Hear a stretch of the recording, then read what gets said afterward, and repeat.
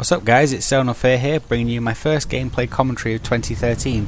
I hope you guys have had a great Christmas and an even better New Year, and have fully recovered from all the New Year's celebrations now.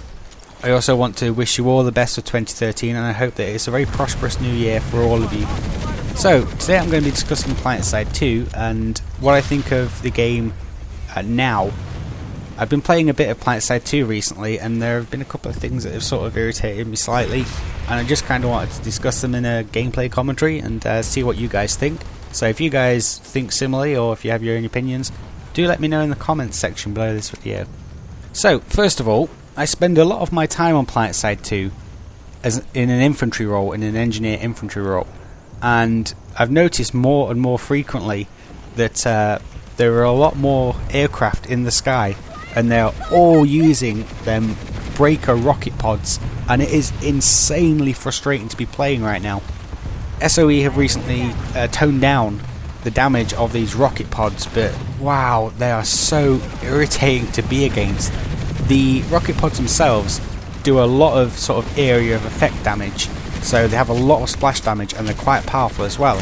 And against infantry soldiers, it's just insanely powerful. And what you're finding a lot of at the moment is that there are a lot of people who are only flying, skies and mosquitoes and things like that, and basically just raining death down near the closest sunderer. Planetside 2's battles sort of mean that there are going to be a lot of people fighting over a very small objective, and what's happening at the moment is that all these aircraft with rocket pods and everything else like that are basically going to the most populated areas and spamming the crap out of rocket pods, and because of the massive sort of area of effect damage that these things do, it's netting them loads and loads of kills. Of course, the idea of aircraft is obviously to be more powerful than infantry soldiers, but when you have like 5 or 6 aircraft like just bombarding this sunderer constantly at whatever base is being attacked or defended, it's just amazing how potent these things really are. And as an infantry soldier, 95% of the time it is immensely frustrating to be taking on a base that's just being pounded by enemy aircraft with these rocket pods. I'm glad to see that Sony have toned it down a little bit, but it's still happening an awful lot right now.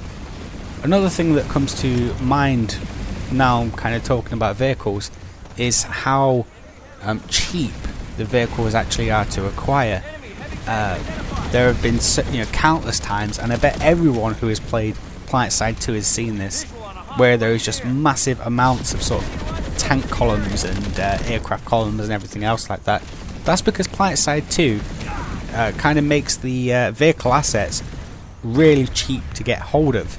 Everyone can spawn a tank, and if it gets destroyed, they can spawn it again very shortly afterwards, with no further issue.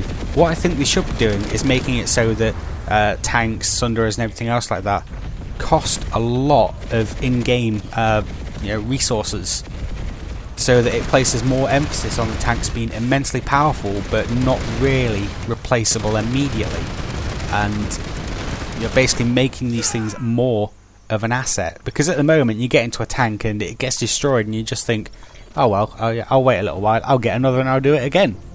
Whereas the sort of mindset that I feel they should be encouraging is, I must protect this tank at all costs. I must repair this tank regularly, I must watch where I'm going, I don't want to go against 2 enemy tanks. They must make it a concern for the vehicles to be a main priority, very powerful, and not easily replaceable due to the cost in terms of infantry, vehicle and aircraft resources.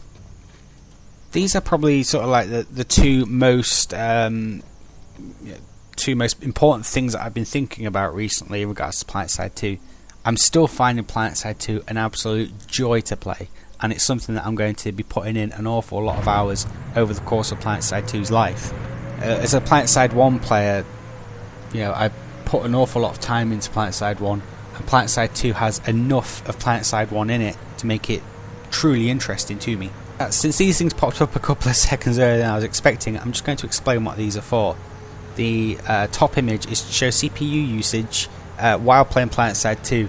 The second image below is more focused on the FPS counter in Planetside 2, and also where it has CPU in brackets and is blue, that indicates a bottleneck. So before this image goes off, I'd like to explain what that's about. Planetside 2 still suffers from performance issues during the game, and after I've checked sort of like, you know, my computer usage, it appears that on my PC at the very least, Planetside 2 is only using one core. Now, I use an AMD Phenom X6 1055T, which is clocked at 2.8 GHz and is a 6-core processor. So naturally, it's not the fastest per core processor available. However, it is very good when applications are correctly multi-threaded. Planetside 2 isn't multi-threaded as far as I'm aware right now, and this is causing massive problems on AMD based PCs, purely because in terms of raw performance core per core, Intel just owns AMD hands down. AMD's benefits, the benefit of owning an AMD is when applications are really multi-threaded. That's when AMD processors really sort of show their value. Their per core performance is disappointing, and right now I feel that this is the reason why Planetside 2 is suffering so much on AMD based rigs, is because Planetside 2 appears to only be using one core, and there is some very light load on the remaining cores, but it's not enough. What's happening right now is that one single core is feeding a graphics card, and naturally that's not going to be an amazing playable experience.